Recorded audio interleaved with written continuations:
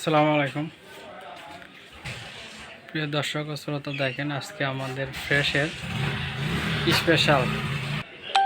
ফ্রেশের একদম যেটা ভালো মানের একদম প্রিমিয়াম গ্রেডের ফিড আমরা নিয়ে আসলাম বাজারে। দেখেন সর্বোচ্চ প্রোটিনের ফিড আমাদের ফ্রেশ, ঠিক আছে। এই ফিড দেখেন সর্বোচ্চ প্রোটিনের ফিড।